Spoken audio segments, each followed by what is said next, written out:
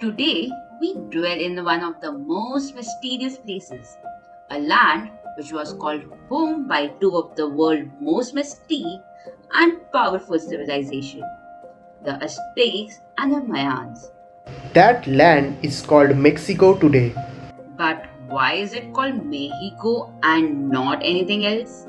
As this season is about the etymology of places, we will talk about the etymology of Mexico. As Aztecs were a major empire of the region, the naming can be majorly attributed to them. But we will also look at certain interesting facts during our journey. As per Mexican legends, Huitzilopochtli is the ruler of the south and the lord of the sun and fire. Huitzilopochtli, being the war god, is attributed with victories and defeats, and it was also believed that to appease him, sacrifices were offered. But how did Huitzilopochtli help name Mexico? Let's dig in. Huitzilopochtli was the patron god of a faction of the Nahuatl-speaking population from Aztlan, which is believed to be the mythical homeland of the Aztec.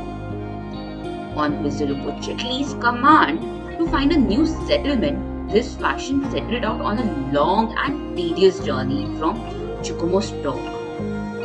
It is believed that Huitzilopochtli also told them to settle in a location where they found the sign of an eagle on cactus, and off they went to find the place which they could settle in. They finally found the eagle on a cactus in an island in Lake Texcoco. Having found the sign, they set it up as their capital. Now, this group would later go on to be known as Aztecs to the world. But this group refers to themselves as Mexicas. Mexicas is derived from word Mehi, which is another name of their patron god, Huitzilopochtli. Ergo, the name Mexico refers to being the land of Mexi or Huitzilopochtli. Interestingly, Mehi is portrayed wielding a flaming serpent.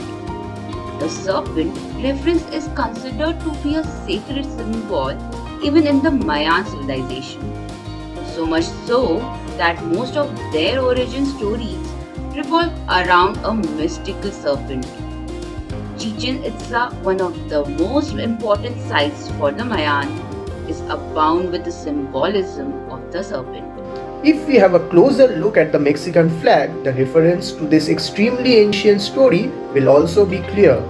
The center of the flag has an eagle over a cactus, which is in turn positioned on a cliff of stone and water, just like the island in the middle of Lake Texcoco.